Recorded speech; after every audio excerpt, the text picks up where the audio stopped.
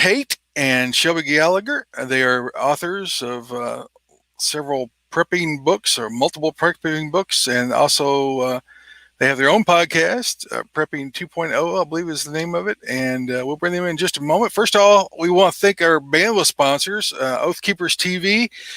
We are live over there on Oath Keepers on their Roku, their Apples, their all the different channels, the Strike TV broadcasting there, also on all the other social media platforms I can't keep up with. But we want to thank them for hosting our show. Also want to thank Crossbreed Holsters. Hey, you've heard us talk about if you're carrying a gun on your person in your vehicle, or if your wife's got one in her pocketbook, Crossbreed makes a holster for you. Go check our buddies out, crossbreedholsters.com. Carry the cross. Also, PowerTac lights. If you're looking for a bright flashlight, headlamp, police, law enforcement, whatever you're looking for, hunters, PowerTac has a light for you. Go out and check them out. And hey, if you use our promo code God and Guns, they will give you a 40% discount on anything that you find that you like, and you will. And go check our buddies out, PowerTac.com. Well, without further ado, we're going to go ahead and bring everybody up here. I'm making sure I've got everything open. We got Glen. We got Glen and Shelby here in the wings, and I am going to pull up everything, so I'm ready. Okay, here comes Glen and Shelby. Welcome to the show. Thank you guys for joining us today. What's up? Thank you for having us. Yeah.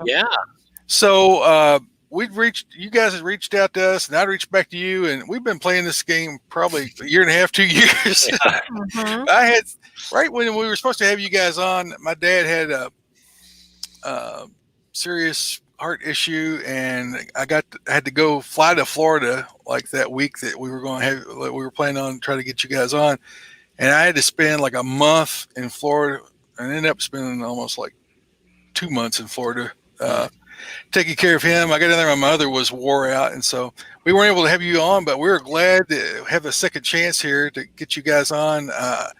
As my listeners know, been a prepper since, I don't know, probably 1997, 1998, somewhere in that range. So I've been in it for a while, and I don't really consider myself necessarily a prepper now, but more of a homesteader, or I've sort of got the farm set up and got food and everything squared away, and neighbors all tacked up and stuff like that. So let our listeners know all about you guys.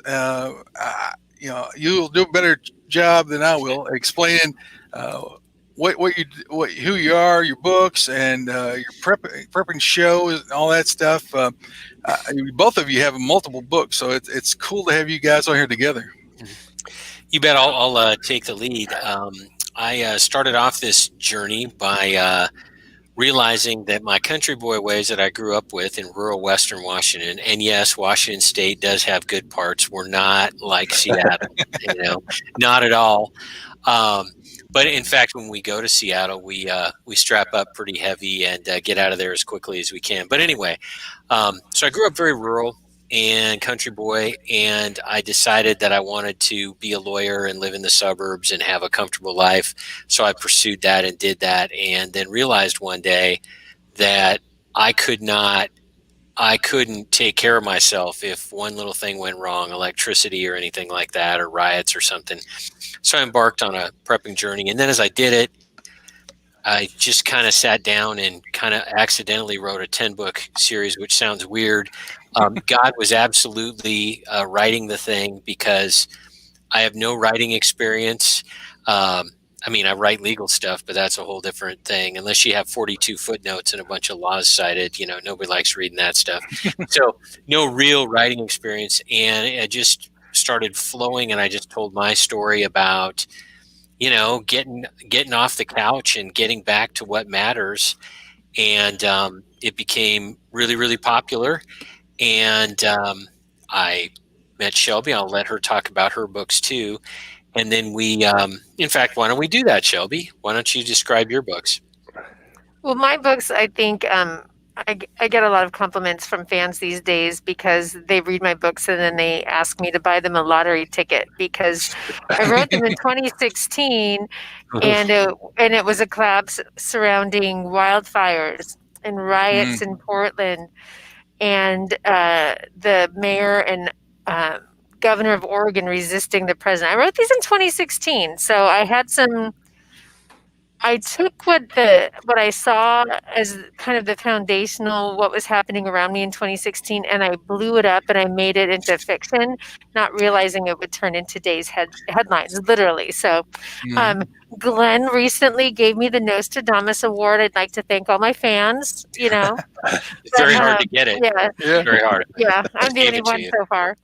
But it's a 3-book series, and you can find both of our books if you go to our website at prepping-to-0.com. You can, it's got a couple of launching points. You can go find our books. But go ahead, Glenn. Yeah. And then, so the books were really just the start. And we all thought, first of all, neither one of us thought we were ever going to be authors. We stumbled into it. And then we were driving down the road one day, and we were playing a fun game we like to play that we invented called Live or Die. And don't worry, it's not dangerous. Live or Die is, as we drive down the highway, we would look at people in other cars here in Western Washington. This is usually when we were in the Seattle parts. And we look at them and we would jokingly say, is that person going to live or die in a collapse? And then we stereotype the heck out of them and come up with all kinds of obnoxious, hilarious explanations for that. So then I turned to Shelby and I said, it'd be cool is if we had like a way to like tell people this funny stuff. Like, I don't know, maybe we should have like a podcast or something. And that was a dumb idea. And then we went on somebody else's show for the author stuff. And the guy said, you should do a podcast. It's totally easy. He's wrong, as you guys know. It's not totally easy. And so then we said, how hard can it be? And it was just like a fun thing. Well, that was about 2 years ago.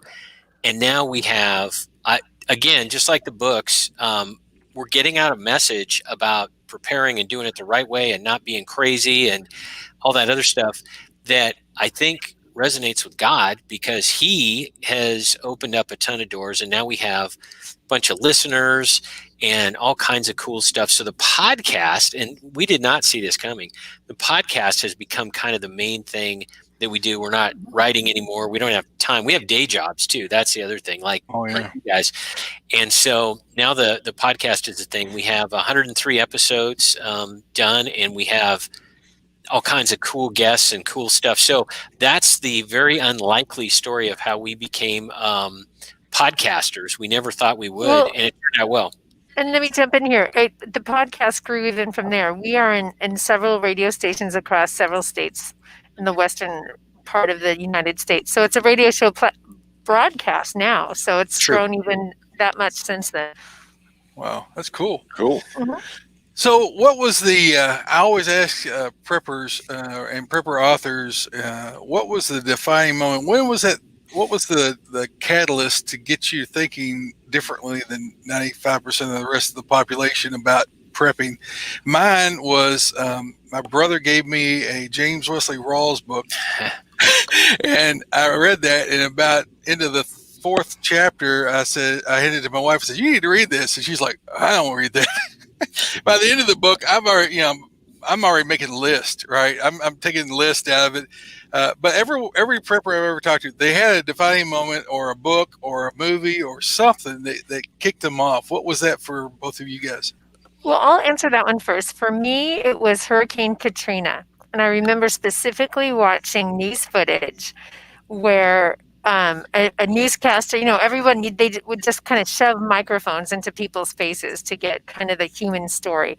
And they put a microphone in front of this one man. He's in front of his house, and his house is still standing. And he says, we're good here. We got a generator. We got some canned food. We're warm. We're dry. We're good. So no one needs to we're good. We're safe. Go save somebody else. Mm-hmm. And then they go to the next guy's house who is ranting and raving. He's angry. I've paid my insurance premiums. Why aren't they coming to rescue us? I deserve better than this. And he was not prepared. So I just very distinctly remember I want to be the first guy that I don't need anyone to come worry about me. I've got it covered. Go save the next person. It was inspiring. So yeah, Glenn, what about you? Yeah. Mine was a loading dock at a supermarket, which sounds weird.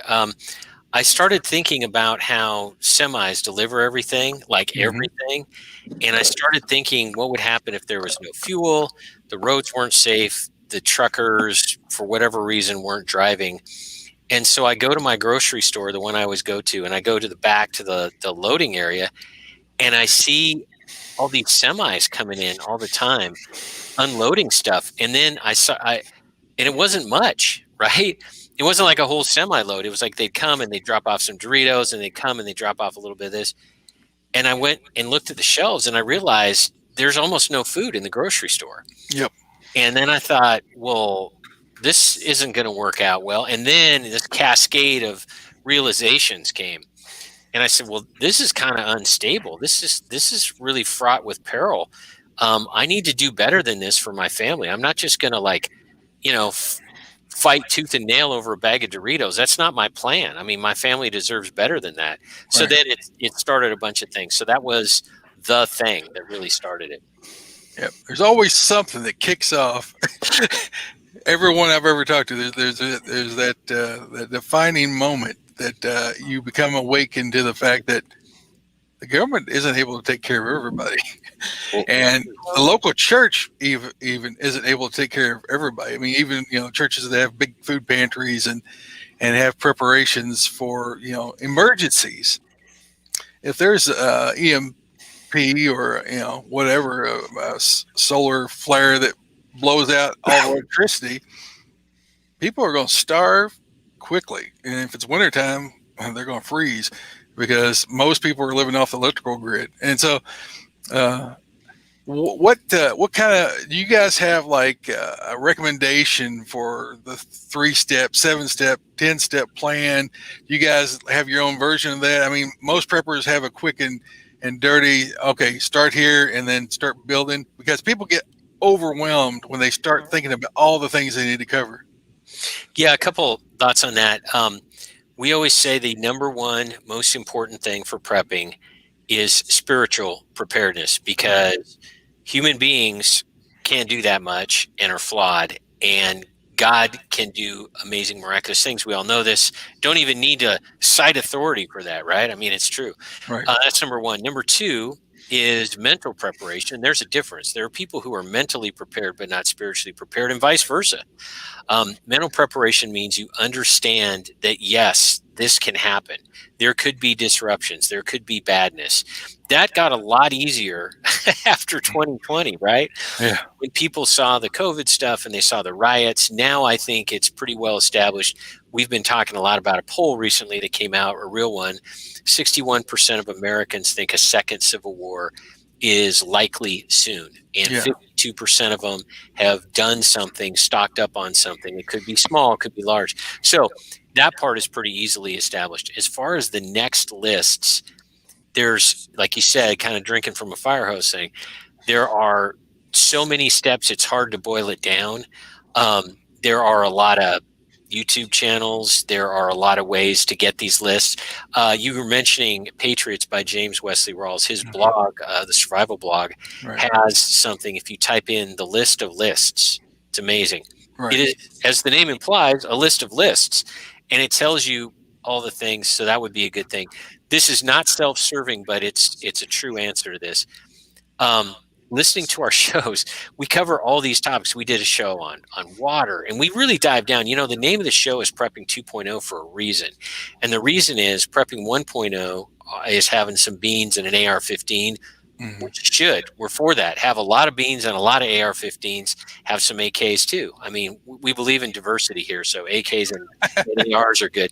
But so that's Prepping 1.0, and that's good. Prepping 2.0 is how do you, now that you've got yourself, maybe your immediate family taken care of, how do you increase your odds of surviving and, your quality of life by networking with people around you and staying away from bad people who are around you? So the community, we put a big emphasis on water, big emphasis on comms and night vision, which is just a game changer. It's until you've experienced it, you can't put into words how much of an advantage it is. It's cheating, and I love it. So we talk about those things. So that's the 2.0. It's that next step. And Shelby, have I missed anything? So Okay. yes, well, you have, but we're going to answer because there are two different people coming at it. It can be All right. very overwhelming. So what I recommend for people, and I think a lot of people during COVID felt this way. Oh my gosh, oh my gosh. Shelves are empty and I don't know where I can find milk. I mean, it got a little weird. By the way, during our show, both in April and just this last September, we had a food executive who has his thumb on the pulse of the food industry. Really recommend people go listen to that. We were able, especially in April, to give people a heads up and give them an advance notice of shortages that are coming up. And there's going to be shortages coming up again. Right. So that being said, if you're sitting in your, listening, going, oh my gosh, I don't know where to start. Mm-hmm. Start with the idea, I need to have a 30-day food and water supply for my family. How do I do that? Well, get some water purification and store some water. Get jugs, old milk jugs, get a 55-gallon. I don't care how you do it. You can go out and buy, if you want, a food supply. You can go and buy, a big dehydrated bucket of food, dehydrated food from Costco. You can also just go and buy cans of food. Right. Just get a food supply that will last you and your family for 30 days. And once you have that, now make it 60 days. Now make it 90 days and make it bigger and bigger. And the more you do that, you're going to do like what Glenn said. You're going to end up going to hopefully our show, prepping2-show.com, and listen. And you're also going to suddenly learn as you go, and you're going to realize what your very specific needs are for your family. If you have small kids, I've got to get formula and diapers. If you have grown kids, that you've got to get their skills set up. So you'll start to personalize for what your situation is, but just start putting food and water away for the first 30 days. Yeah. The biggest problem I see with most people starting out prepping is the defining moment, paralysis analysis. It's so great of a decision or so much to do. They just either they choose and go and max out their credit cards and empty their bank accounts, or it's too much and they said, oh, well, I'm just not going to do it. Yep. It seems like, that's the defining moment that the majority of people, I think, they say, oh, well, I can't do it. I can't stress out that much, and I'm just going to ignore it. Or they go hog wild the other direction. Yeah. And go ahead. Yeah. Shelby's books are written from the perspective of a single mom preparing, which has a whole bunch of challenges in and of itself. And she talks about, I'll just use this one example because it's the antidote to analysis paralysis. She talks about buying bottles of barbecue sauce on sale for 25 cents. And that's kind of the start of it. I mean, there's more to it than that. But the point of that is little teeny steps. We're not millionaires, and we don't come across, I hope we never come across as like, well, you're going to want to get $1 million property and you're going to get a $10 million air defense system. And I mean, no, that's just not practical. So we are all about practical stuff, and we motivate people because here's the reality. If you have a 30-day food supply, you're ahead of 95% of the population.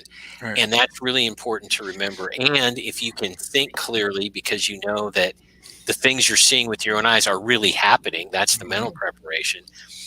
And if you're on God's team, you can do absolutely anything. So you put all those things together and you're way, way, way ahead of the pack. And that's what people need to know to start doing it. There needs to be some return on the money and the time. And sometimes, depending on, quite honestly, your family situation, there might be social ostracization. Here on the West Coast, it's kind of a thing. We're viewed as crazies. That's why we live in the extreme rural part of the state. But so there's a lot of cost that comes with it. There needs to be a reward, and the reward is you're way better off than most people with just a little. Yeah, yeah. I mean, it's so deep. We can't talk about everything on here, and we're not going to try to do that. But you guys do have great resources. I know I enjoyed Shelby's book. Looking at it from a woman's perspective, I don't think that way. But seeing her struggles through that situation, trying to deal with a ex that was totally oblivious, dealing with coworkers that were thinking you were a kook, and all the things that you got to deal with. And then still have the responsibility to take care of that son and have him be raised, or have him given the skills that men need to be able to deal with these scenarios that they're laid out in the books. It makes you change. It changes your paradigm of what you understand of what normal world is and what it could be just with a forest fire and a bad economic situation in that town, how things can quickly go down. And then for Eastern people, Doug and I grew up in Kentucky. Doug lives in Georgia. I live in Kentucky now still, but I go on mission trips all the time out west, out to Montana, Idaho, and Wyoming, and I didn't experience forest fires. I didn't understand how big a deal that was until I got out there on a mission trip, and we got surrounded by forest fires and locked out. We had to take an alternate route to get out, smoke everywhere, and the locals were all chill about it.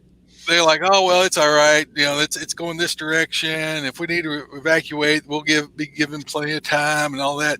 And then me, I'm sitting there with a 30-foot long camper, and I've got 3 of my children and my wife there, and there's fires all around us. I'm like, I'm thinking I should bail and get out of here. And they're like, "No, it's all right, it's all right." And the fires switch directions, but that's a big thing. I mean, out there where you guys have all that timber and less. Well, you guys have more rain on the western side of the mountains there than on the eastern side. We were in the high plains, high desert of southeast Montana when this broke out on the Northern Cheyenne Indian Reservation. So it was dry, and it was pretty spooky, but those kind of things can happen quickly, as we saw in California, of course, all through the Northwest this year, how fast that can happen, especially when you got people going around setting those on intentionally. Bingo. So go ahead. Well, and to add to that, and just to keep the conversation going, it's funny as you're describing that, I'm like, yeah, we're kind of used to forest fires around here and the threat of them. But when I go to the East Coast during hurricane season, I feel like you do. You know what I mean? It's like, oh yeah, everyone's saying, oh, it's fine, it's fine, it's fine. I'm like, no, I kind of want to leave now. Can we go? So it's only a cat one. Oh yeah, it's kind of like, oh no, we're only at evacuation 3. It's okay, you're good. But yeah, I think that's a good example though. You need to prep for your environment. You need to be no matter what. Y'all need to be. All of us need to be ready to get up and get out quickly, and that's the whole idea of a bug out bag. But this year in particular, I would say our preps for fires changed because we do live in a forest, and comes late summer, even though it's damp-ish, it gets very dry, and you're surrounded by incredibly,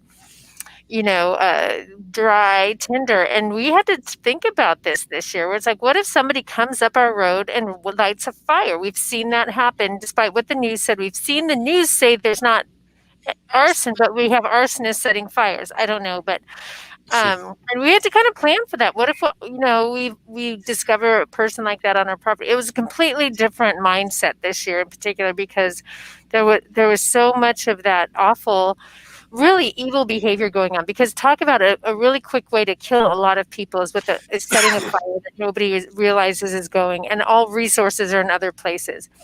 I'm amazed that wasn't deadlier this year. And Glenn has a thought. Just to add to that, we've been doxxed by Antifa. That's a real thing. It really happens to people.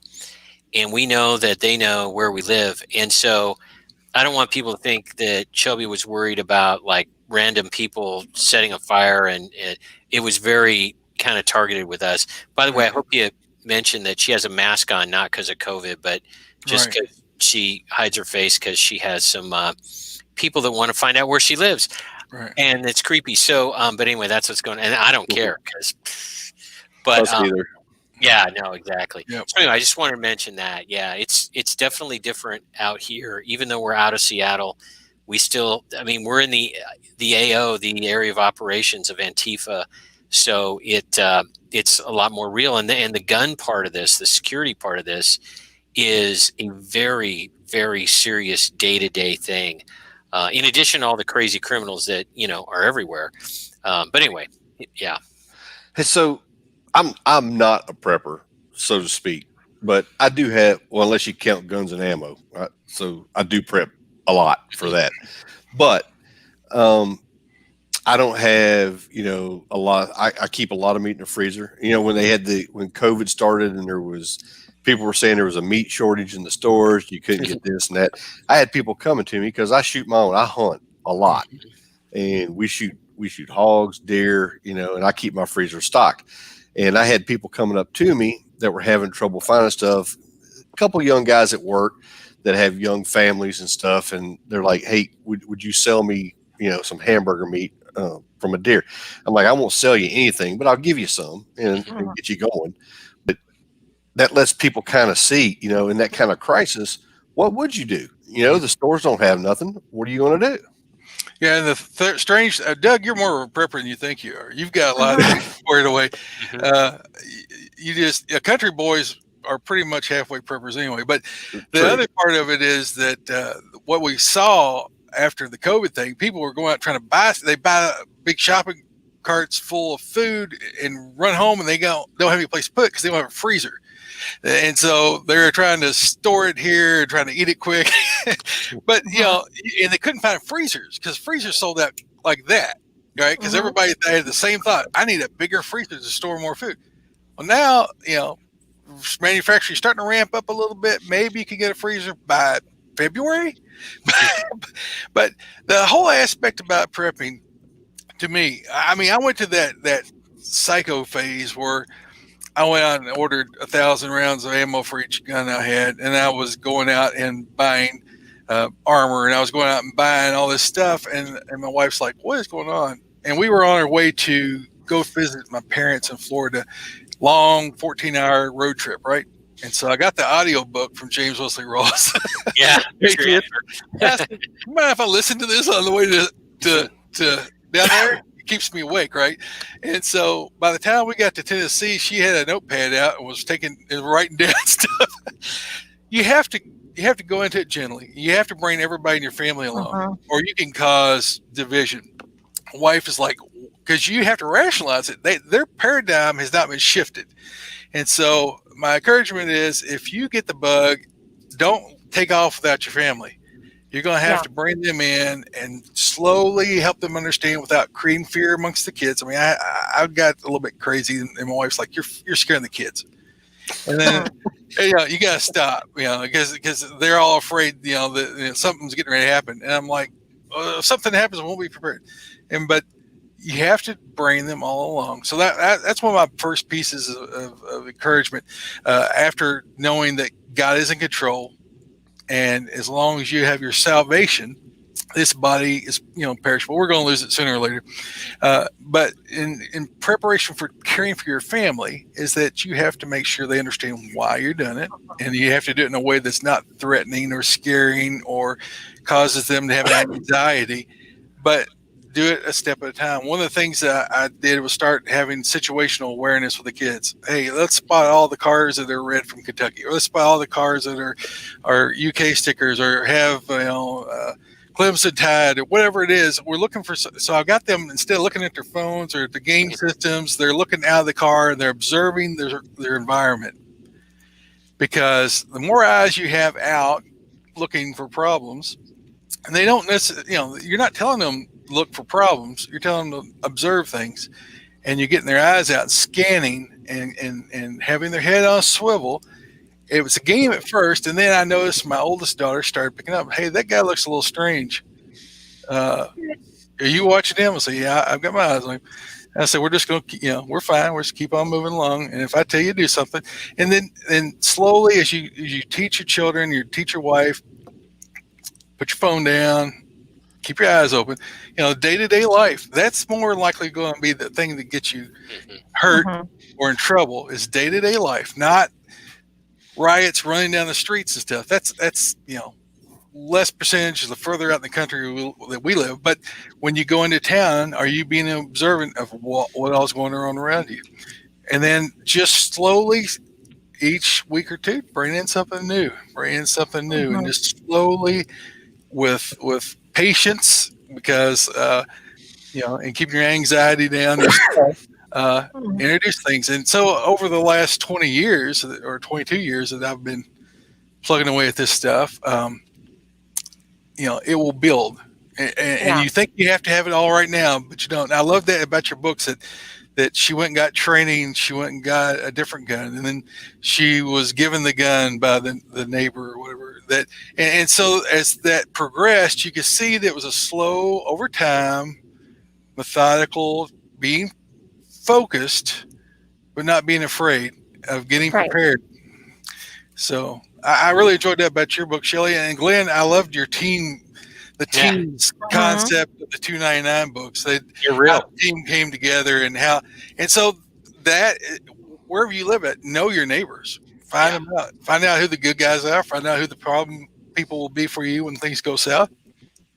And another thing, don't tell people what you got. I mean, I'm a public figure in a way, and so I understand that I'm putting myself at risk by saying prepping things, but the flip side is I'm trying to open up people's eyes, helping them to get themselves prepared so they're not coming to me. Because the first thing people say, if there's a problem, I'm coming to your house. I'm like, I may not be here, and there may not be things here for you. And you need to prepare your own house. You need to prepare your own family because people want to come to you. I don't know how many thousands of emails over the years I got. Well, if something happens, I'm coming to your house. No, you're not. We did an episode specifically on that. Our first one, episode 7, and it was called "I'm Coming to Your House." No, you're not. And we talked about this, and we talked about some real life experiences and how we have dealt with people who have said that. And to boil down an hour into about 30 seconds, my point was, think about this now. Don't try to be coming up with this when you're tired and you're hungry and you're scared. Make good decisions now. Take some time, think about it, pray about it, obviously, and come up with something now. But it's our opinion, and everyone's going to handle it differently. So do what you will. You need to be really firm with people, and you need to let them know that you might end up shooting them. It could happen. Yeah. And so they need to know that so they don't rely on you too much, and they don't just get lazy and rely on you. But we had another guest on, Forrest Garvin, who talked about the Christian case for prepping and he would talk about all the parts of the Bible that would talk about, being prepared. And you mentioned family, Troy, and bringing your family along. I think that men have a unique role in this. It's biblical too. Men are the leaders of the household. There's various words for it. I'll just go with leader because that seems to work well and be pretty descriptive.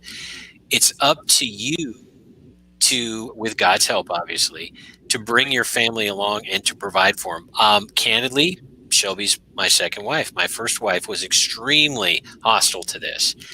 And I said, okay. And I dealt with a lot of, negativity, and I kept doing it anyway because I recognized it is my job to provide. And providing doesn't just mean having a 401k with some zeros and ones in it that can go away really quickly or be taken by the government. It means providing in every sense.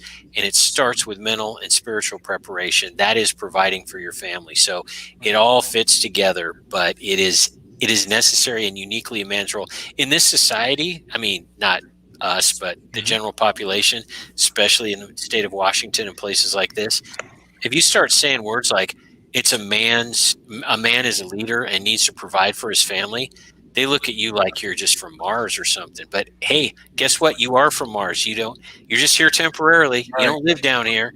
I mean, you do, but you don't. So keep all that in mind, guys. If you have I'm speaking to men now, if you have a religious worldview, everything I'm saying is going to fit into it perfectly. And keep that religious worldview and just add prepping to it as a topic and a way that you're going to live and provide for your family. Right.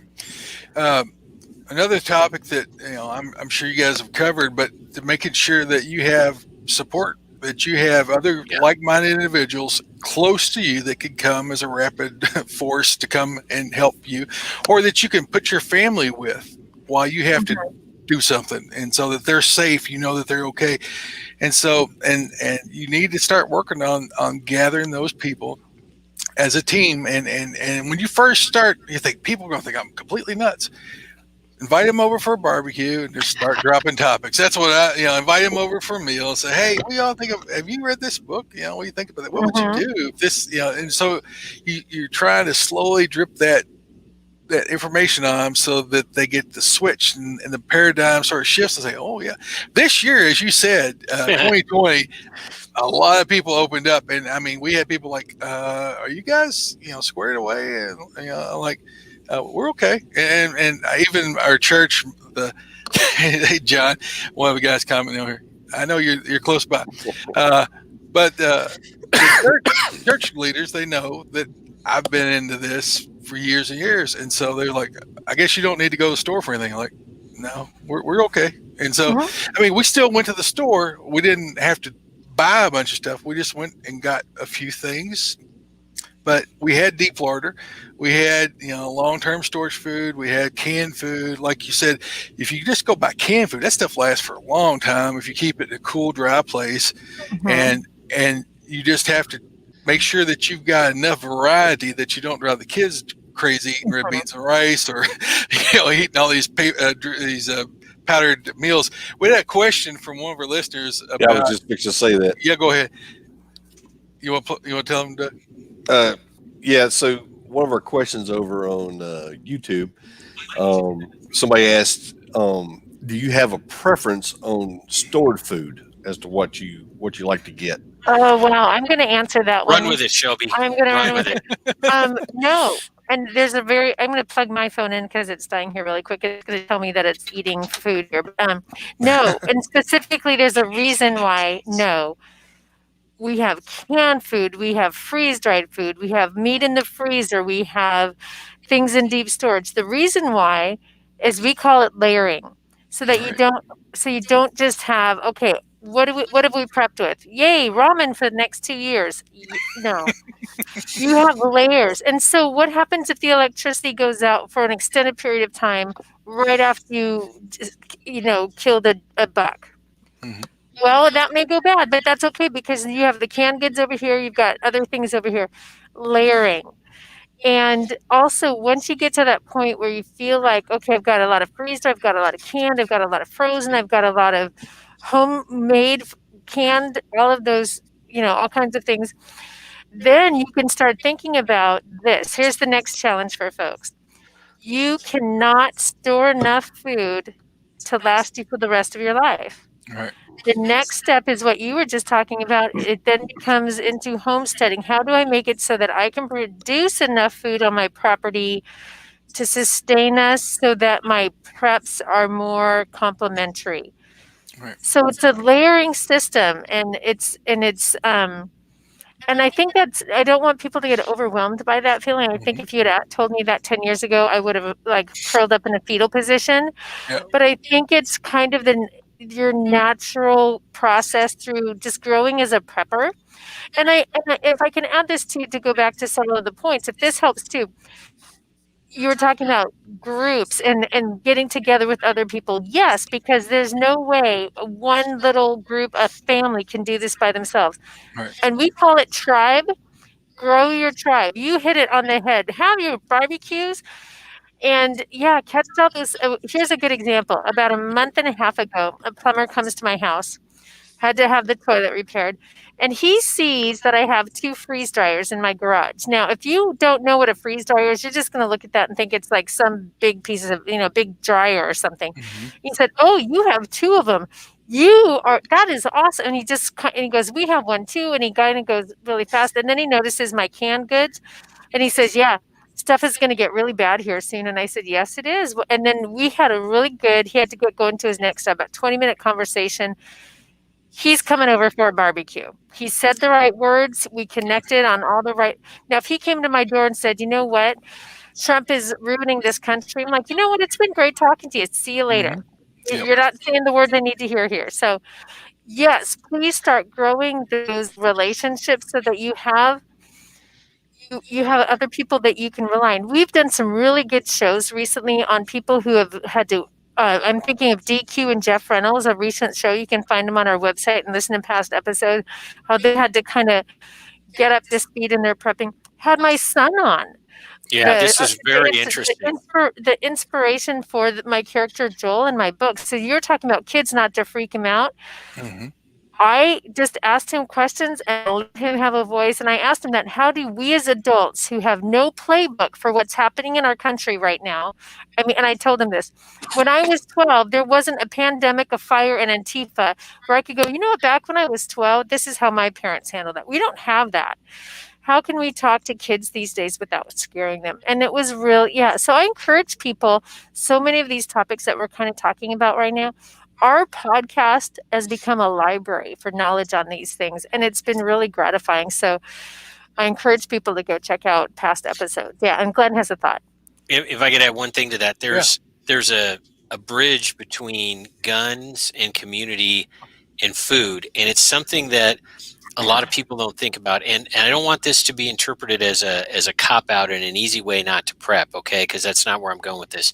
But one of the things that will be required in any of these settings is security. And if you've got a group of dudes well armed and you know what you're doing, you can rent out your security services. Now, this assumes people have food to feed you with, which may not be in every scenario. But one thing I want people just to think about is, because Troy, you were saying, well, actually Shelby was saying you can't store enough food. Right. And there's going to be bartering. There's going to be economic activity. If you have skills, if you're a mechanic, I think a locksmith is going to eat really, really well in this collapse, right? And so obviously nurses have great skills, all these kinds of things. There will be a barter economy at a very minimum, and factor that in. So you're right, you don't have to have all this food necessarily, but you need a marketable skill. Probably being an IT developer is probably not going to be a marketable skill. Doug. I got guns, brother. Exactly. And this is different. This is different than using your guns. And not that you guys are saying this, but I get this a lot. Oh, I got some guns. I'm going to go take some food. Terrible idea on a variety of levels. And it's pretty obvious why there's several bad ideas with that. But so I'm talking about earning money by providing security for your community, earning food and stuff. So factor that in. Right. We've sort of partnered up with Oath Keepers, and they have guys will come out and train you to have your own teams and train you with security. And we're working together with, having your own defense groups for your communities. And so those things are important, but, you want to start with your core group and work your way out. And then if you've got a reasonable sheriff that you could maybe become part of his posse, things like that, you have to go quietly or go and have light conversations for a while with these individuals and see, are their heads on tight, or are they just tyrannical type people that you don't want them to know, because that will be the people who come and gather up food for their family with the whole posse, right?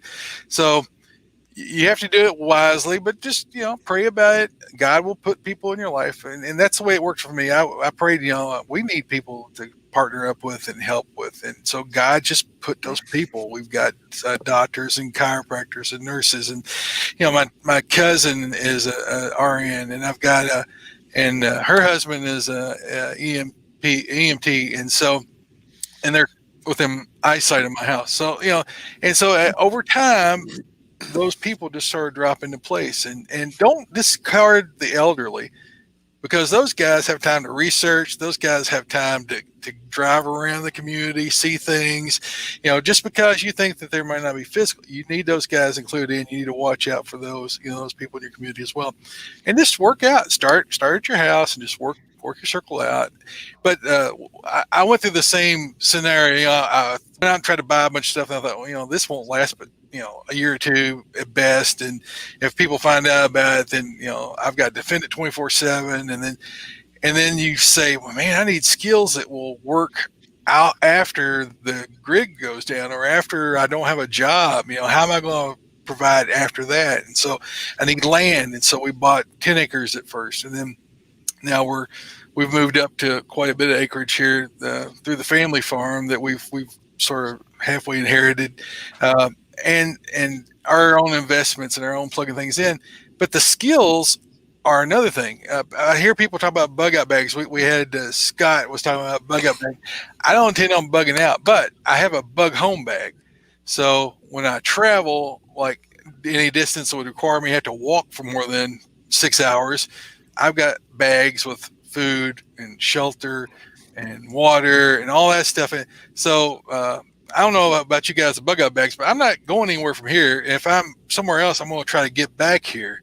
And so I would consider the most important thing, unless you've got some relocation place you're going to relocate to, if you live in the city and you've got a family farm that you can bug out to, that might be appropriate for bug out bag. But I think bug out bags are just totally overblown.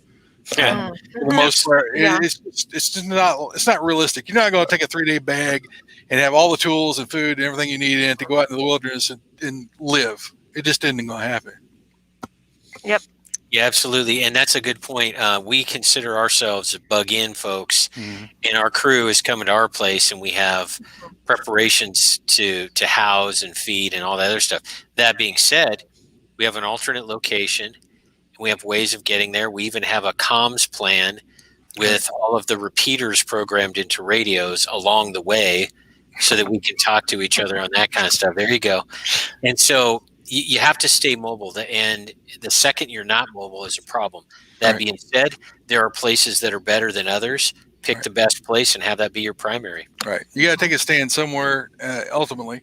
And but having caches and having places to retreat to, if to get your family to a safer location, maybe if something gets overrun, those things are. But those are the levels that you build to.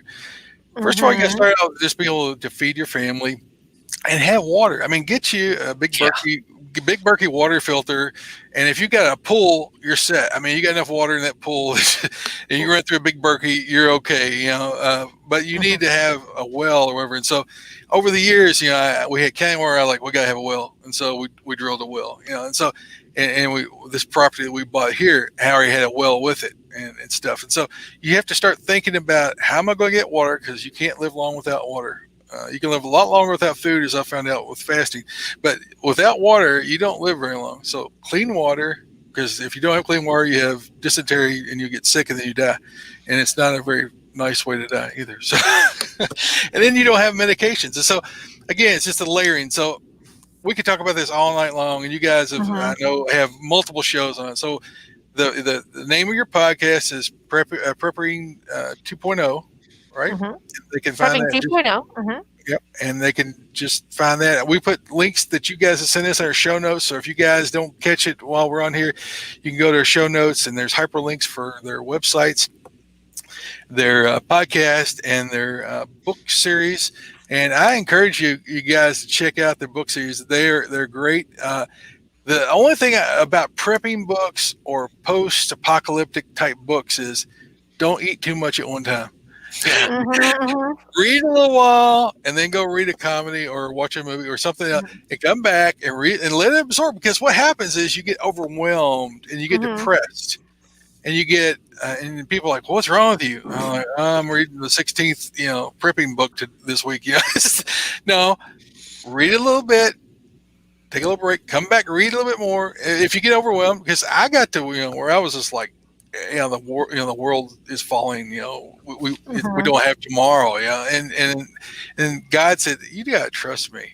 You just gotta trust that I have your best interest in mind, and that no matter what happens on this world, you have a home to go to. And so, my encouragement is like you said, spiritual first. That your mindset's right, your heart's right, you have a right relationship with God.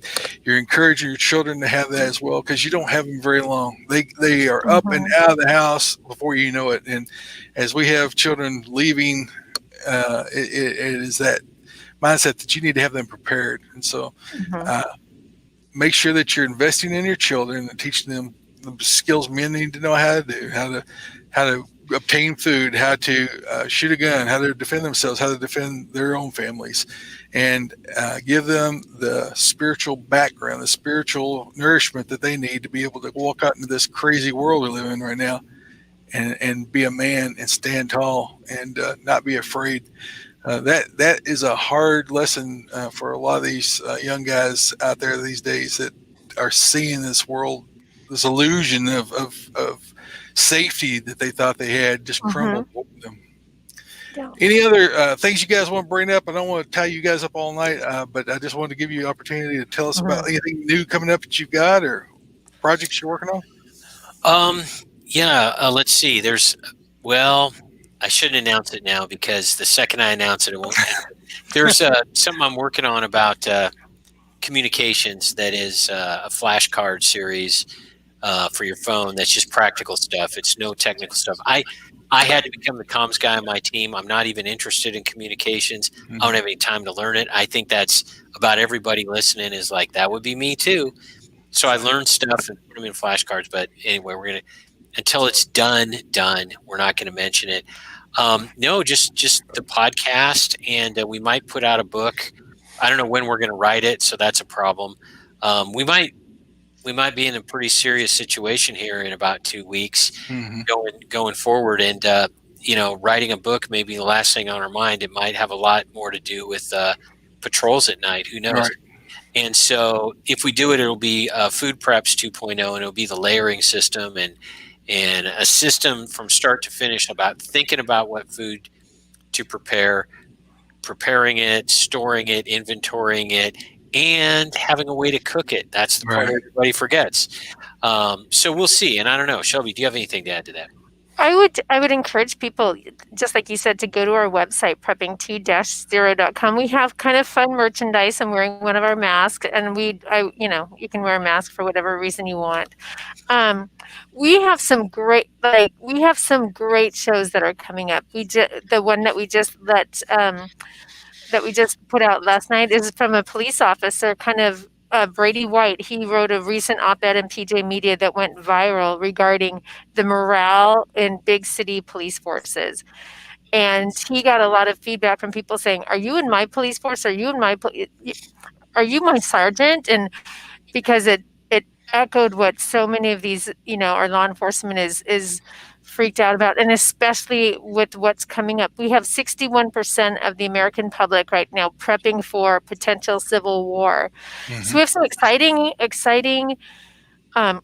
shouldn't say exciting. We have some kind of good meaty guests coming up to talk about this. And normally, we don't try to get political, but right now that's the main reason why people are prepping. If we were thinking an EMP was going to happen next week, that's what we would talk about. And you have some thoughts, Glenn. A quick thing, we have a huge guest coming up.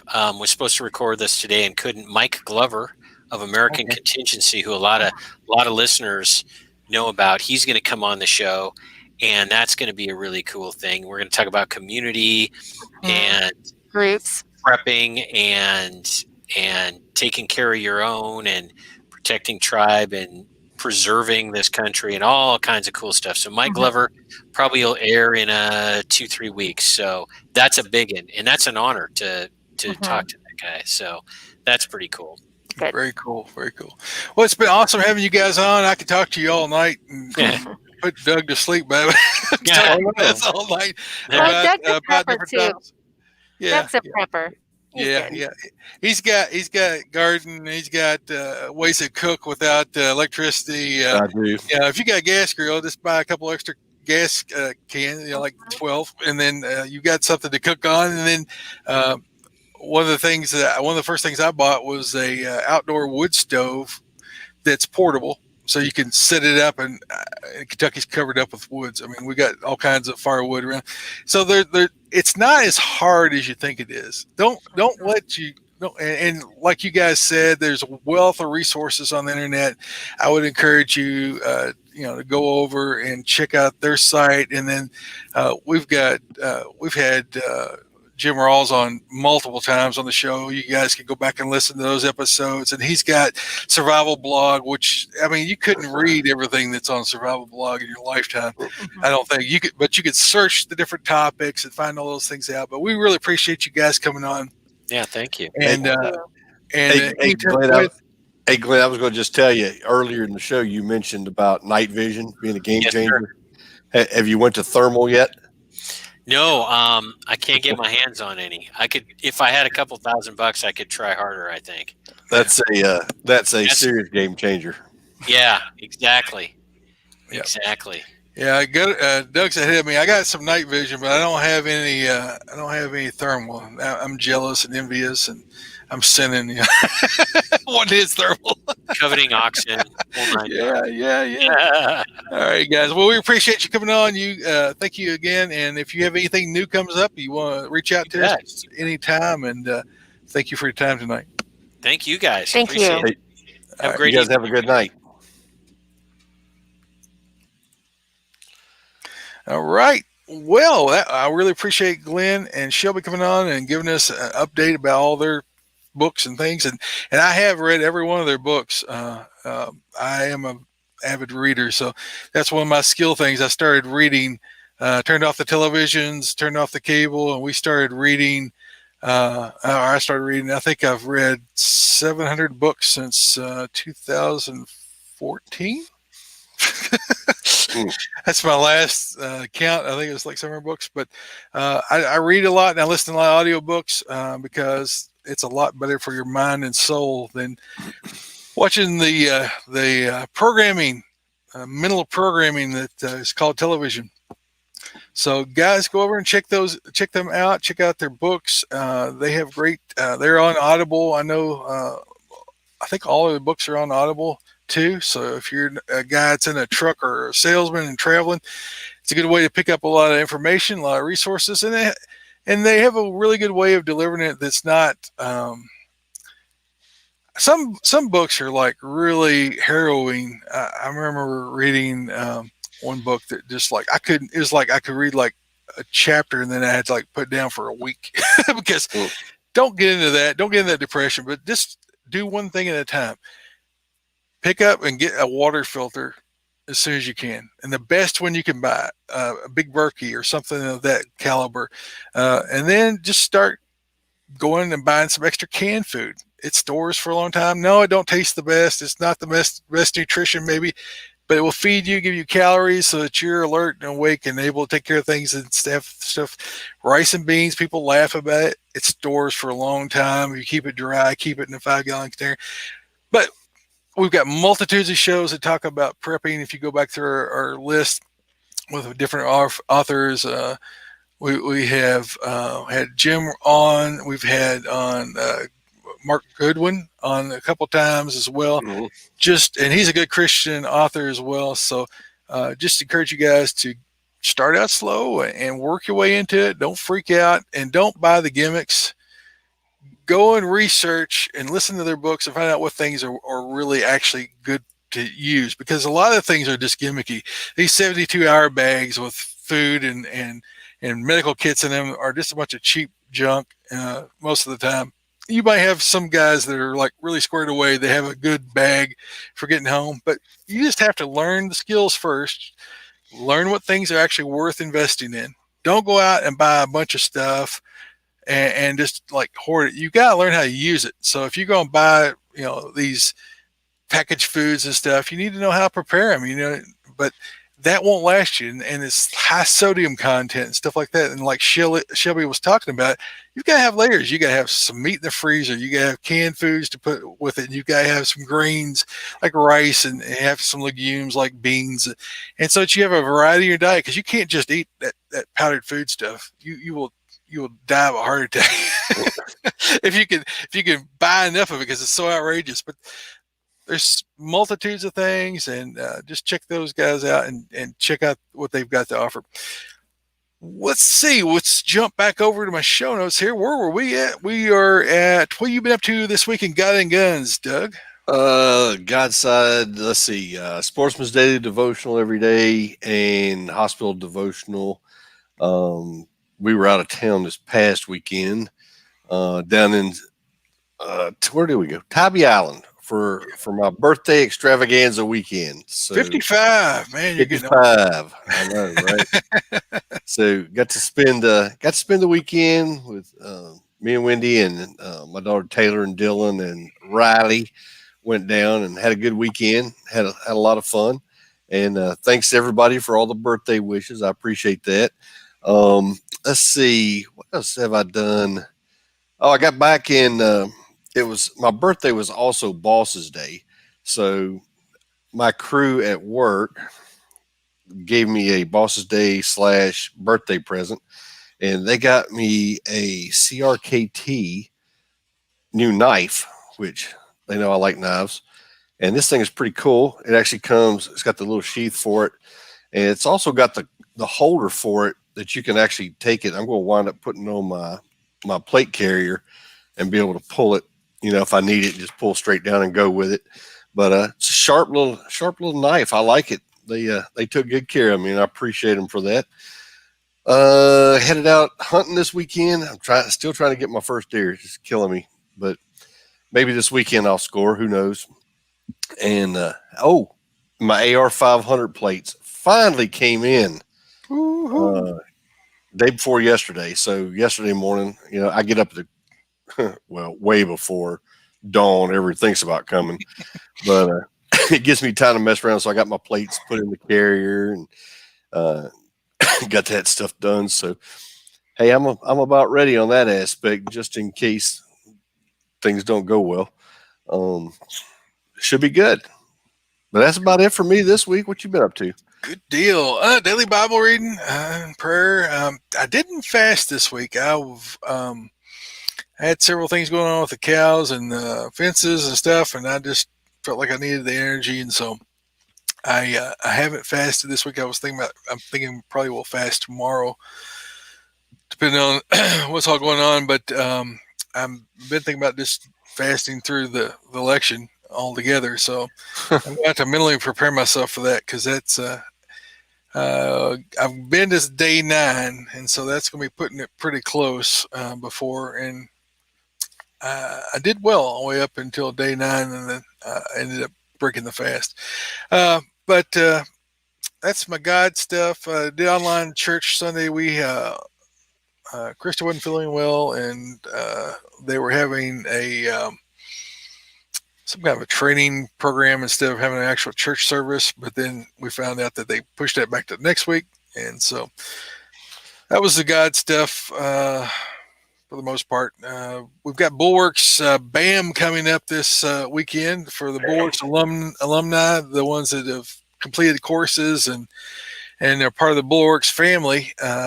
They have an annual meeting. This is the first year I will be able to attend, because it's always on the same weekend as Iraqi Veterans Shoot. Yeah. And this time it got pushed back a few weeks, and the Iraq Veterans Shoot got canceled. So yeah, I'm still crying over that one. But we got BAM coming up this weekend. Opportunity to shoot for a pistol coin and a shotgun coin to go with my rifle coin. So, or carbine coin, I guess it is. So got that coming up. Hopefully it doesn't rain us out. The location of the range is near a creek, and so it's supposed to be raining Friday and Saturday. So fingers crossed, praying everything goes well and doesn't get rained out.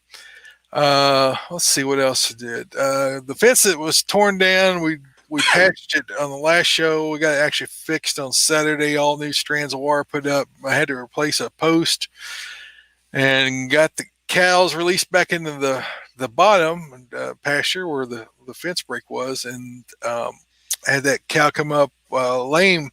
My daughter-in-law saw it and texted me, and I was away and wasn't home. And then my son texted me and called me and said, "Hey, he thinks her hip was broken." And I was like, "Oh my, I hope not." And so I noticed one of the cows was laying a little bit separate from the rest of the herd, and I didn't really think a lot about it because they're always time laying, nearby. But she was down, and then so when I got home, it was already pitch dark, couldn't see anything. So went and checked on her Tuesday morning, and she was really separate. She was still down the bottom, and the rest of the cows were up at the barn lot, which is 400 yards away from where she was at. And so I walked down to see how she was doing, see if I could check her out. And she was walking slow, and I was walking back up with her, encouraging her to come back up to the barn. And it looked like she had something in her foot, or something was wrong with her foot. And so I put out a video right after this happened. The other cows and the bull, the 2 steers, and the other 3 cows saw me walking with her, and somehow thought that I was hurting her or something because she was moving slow, and they charged. I hadn't had them ever do that before. They all came running at me full force, bucking and kicking and mooing. And when they got within about 30 yards, I went and pulled my pistol and fired a 45 ACP into the ground out at a distance from me and not towards anything dangerous. And they all changed their mind really quickly, and they stopped right where they're at and said, "Oh, we're sorry." And they went about their business. When's the barbecue? Yeah. So someone said to me this week, I can't remember who it was, sorry, but it said steaks on the ground, right? No, I mean, if I had to, but I knew the noise should have stopped, and they did. They stopped dead within 10 feet of where they were when they were running wide open. They stopped dead in their tracks, and so that was averted. But you got to be prepared. I mean, you never know when a cow or bull or someone's going to turn on you. They can just, it is with even wildlife. I mean, a deer, if you startle a deer or something that's got a cub or a young animal with them, mother, they will turn on you. You're not even expecting it. I saw a video this week of some guy that got stalked by a cougar because he ran up. Yeah. You saw that? Yeah. You've got to be prepared. You just never know when something stupid's going to happen, and you need to have something that can stop a bad thing from happening, or can make a lot of noise in my case, and cause them to get their senses back about them. But had that happen, let's see what else did. So I took her to vet that day. We put her up in the upper lot and closed her up in there, and then I got a cattle trailer, went and hauled her over the vet, and it was just a cut, and he thinks it's probably from a rock in the creek was sharp and sliced between her hooves, and so cleaned that out, and the vet cleaned it out and gave her some antibiotics and packed her foot up and wrapped it up real tight. And so I've just got to keep her up out of the water and muck. So I had to hang a couple of fences and stuff like that. So a lot of farm work this last week. Worked on the Scout on and off through the week. Got her closer. I forget who it was. Maybe it was Bill. I'm sorry, I didn't put it down in my notes, but someone told me, hey, Napa has got the starter switch for the Scout in stock and like 10 miles from me. And I was like, cool, thanks. And so I went online and found that they did have it. I went ahead and ordered that, and it was delivered the next day, and it was only like $17. So cool. I already have installed it. Checked the wiring out. I pulled the plugs. I ran the scope down the cylinders, and they look, I think they're okay, but I will find out when I go to turn it over. I sprayed some sea foam into the cylinders while I had the plugs out, let that soak overnight, so it wouldn't tear up the bearings or anything, or the cylinder walls and things when I went to turn it over. And I got a new battery for it, put that in, put the battery tray in, and everything was going really good. And then I ran my little scope. I got one of those, those little video camera scopes that connects to your phone. It does it through Wi-Fi.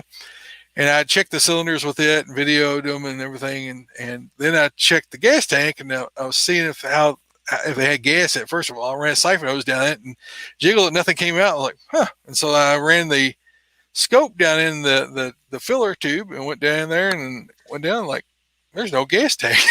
So I've got to obtain a gas tank. If anybody knows where I can get a gas tank for a 1966 Scout 800 without paying $200, I would be happy to know that. But that's the next step, finding a gas tank. But I'm going to go ahead and turn it over, see if the engine turns over, see if it's got compression. We'll put compression gauge on it and check compression on each cylinder, see if the engine's good.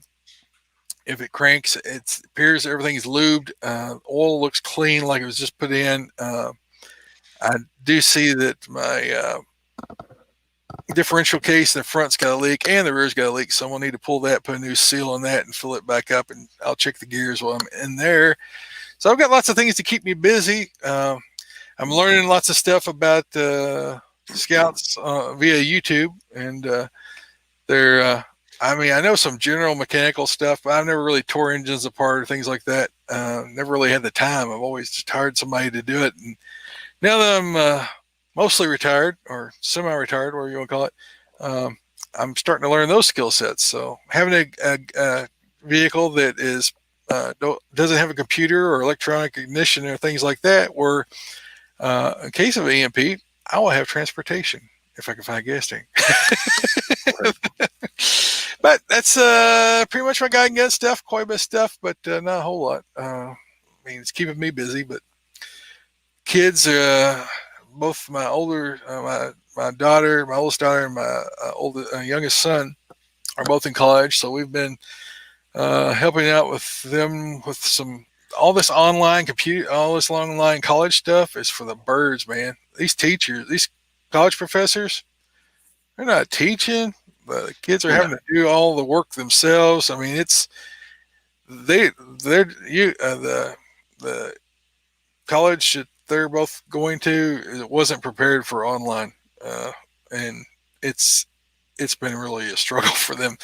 My son, I think he's got 17 hours, and it's a 6-day a week job for him to keep up with all 5 classes and the things that he's got going on. So it's been a struggle for him. And my daughter works 40 hours a week, and she's taking 6 hours. So she's staying busy. So that's keeping us busy as parents, trying to keep them plugged in and informed. And hopefully we can get back to normal and have regular classes again and stuff soon.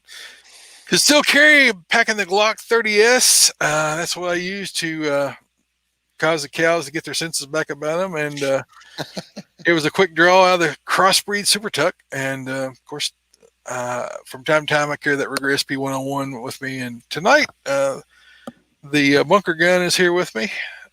So we got that. And then the usual suspects. What are you carrying tonight, Doug? Oh, I got the usual suspect. I got the CRKT knife with me out here tonight, and just one I wanted to show it off. And of course, always the Glock 19 with the student of the gun night vision sights on them. And that's it tonight. That's all I got on me out here right now. Good. But I got a lot of other stuff close by. That was Bill that gave me the recommendation for the Switch. He said, "Yeah, it was me." Yeah. Well, thanks, Bill. Yeah, I found some on eBay, plastic aftermarket tanks, and they're like $189 to $200 with or without shipping. Depends on the thing. Talking about that Scout gas tank for you guys that don't know what we're talking about. But Bill's been a great help in finding that. So that Switch is cool. Come with a brand new set of keys, and so everything works as it should. Hopefully, we'll be able to get that turned over tomorrow. So you've got a joke for us. What is a joke tonight? I do got a joke. So an elderly pastor was searching in his closet for his collar before church on Sunday morning, and in the back of the closet, he found a small box containing 3 eggs and 100 $1 bills. So he called his wife into the closet and asked her what the box was and what its contents. Embarrassed, she admitted having hidden the box there for their entire 30 years of marriage. Disappointed and hurt, the pastor asked why. So the wife replied that she didn't want to hurt his feelings, and he asked her, how could a box like that hurt his feelings? And she said, well, every time in our marriage that you delivered a poor sermon, she had placed an egg in the box. So the pastor looked at the box for a second and thinks, okay, well, I don't feel too bad. 3 poor sermons in 30 years.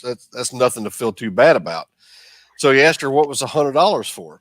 And she replied, well, each time I got a dozen eggs, I sold them to the neighbors for $1. So he wasn't doing too good. Yeah. At least she didn't like it. I don't know. If she's like my wife, she's like, I know you. And so I don't believe it. Mm-hmm. You're never well received in your home territory. No. Oh, man.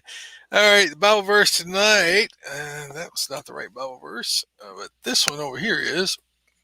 We're going to be in Proverbs 22, going on to what we were talking about on the show tonight. The prudent sees danger and hides himself, but the simple go on and suffer for it. Be prudent and notice things as they're changing. Our audience knows this. I probably shouldn't even use this verse because our audience is very aware and alert and got their eyes and heads on a swivel looking for problems and dangers. But as the show topic tonight, I thought it was very apropos that we would talk about being prepared and being watching for these problems that come out. So God gives us ability to discern. God gives us ability to observe, and He gives us foreknowledge a lot of times. I think Shelby's book was, if you guys had read it, when she wrote it, it was like exactly what needed to be written at the time it was written, because her town, which she was living or was explaining about,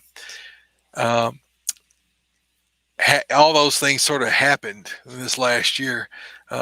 If you've read her books, you'll know that. But God gives us a mind to plan and create and prepare and provide. And so we need to use it, and we don't need to just ignore the signs that things are changing. The biggest sign I saw this week that caused me to say, "Oh, the end is pretty nigh." I think that one of the things that really opened my eyes this week, it dropped my jaw, was the Pope has said that Oh my goodness. gay marriage is okay. So he's supposed to be God's representative on earth for the Catholic Church, and he doesn't know the Bible because that's not what it says in Scripture. That is blasphemy against God for saying that is okay, because that is totally not supported anywhere in Scripture. I mean, Sodom and Gomorrah, there was a reason that place was burnt with fire, right? There's a reason. And I'm not being, I don't hate anybody, but sin is sin, and you can't absolve sin like that without people having to change their behavior. When you're caught in your sin, you're to repent from your sin and turn from your sin and turn towards God and follow Him. Die to yourself, your self desires, and turn to Him. And I know there's a lot of people out there that are confused, and a lot of people out there that are have some issues that of abuse and things that have lead them into these lifestyles, and I'm heartbroken for them. But I'm also heartbroken for anybody that's stuck in their sin. I was stuck in my sin, and Doug was stuck in his sin. But we had to repent, and we had to turn from our sin, and we had to turn to God and give up our fleshly desires to do things that are not biblically okay. The Bible clearly states that. God has given the Scripture that clearly says that is not okay. And for the Pope to say it is okay is Wrong. heresy. I mean, that is saying, that is going contradictory to Scripture, contradictory to God's holy word. And I don't see how he can stay in that position, or how Catholics can approve of that kind of behavior, because that and I'm not judging. Okay, it's not me it judges. God's the judge. I'm just another sinner out here with the rest of you guys, right? We're all out here sinners, but we are all called to die to that sin. The things that I would like to do, I don't always do, and I do the things I don't want to do sometimes. But you have to stop, and you have to ask forgiveness, and you have to turn from those ways. And so, that's just mind blowing. And I mean, we should expect this, I guess, from this guy, because he's way out there on the fringe of anything Christian. And people say, "Oh, socialism is a Christian thing." No.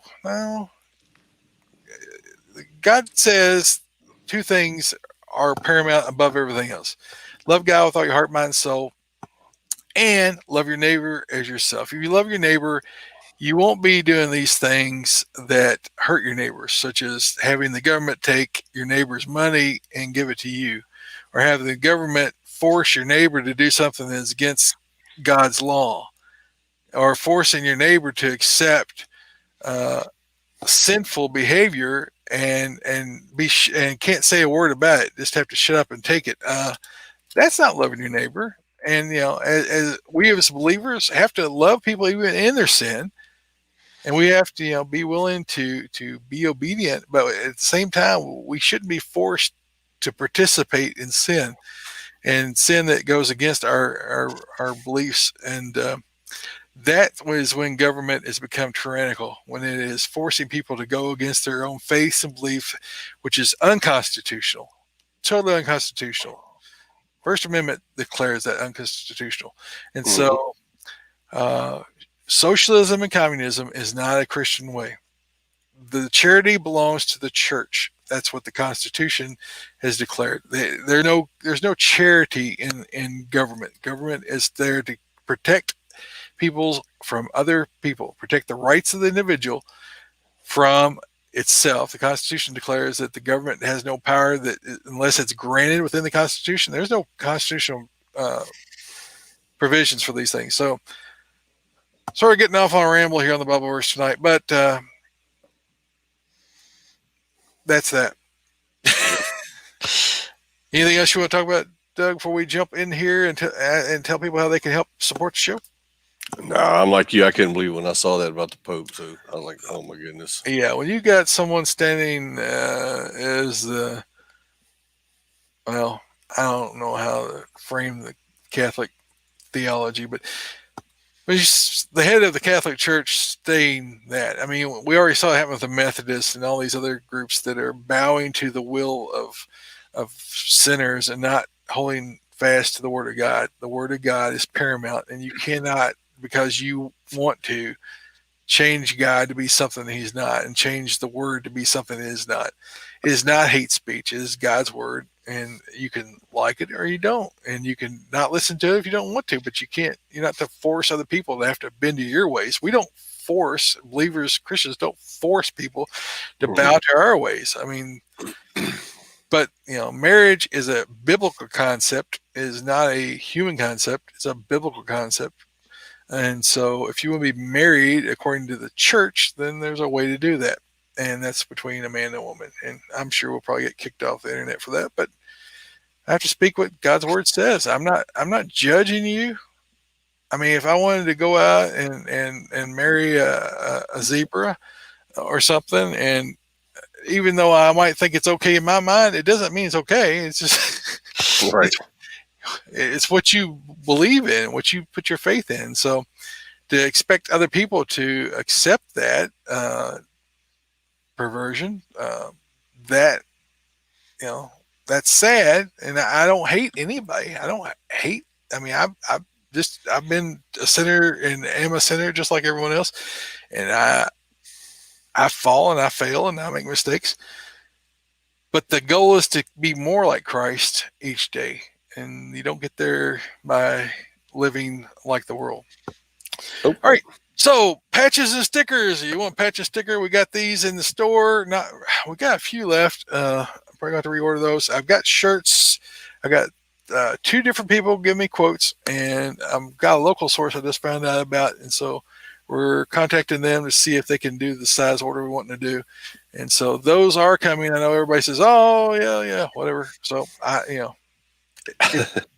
it's on my list. It's on the, like number 3 on my list right now.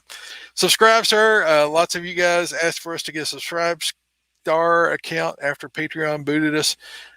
So you can go to Subscribe Star and search God and Guns all together. You should be able to find us. I put links on Facebook for you guys to find that as well. I want to thank oathkeepers.org.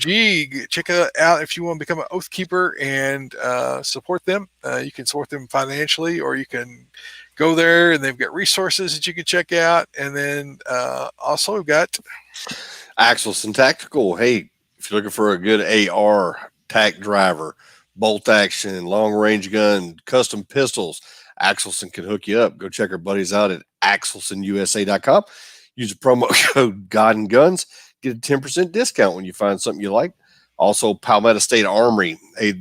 There's not a promo code for that, but if you go through the link, you go out there and they actually give us back a portion and help us out.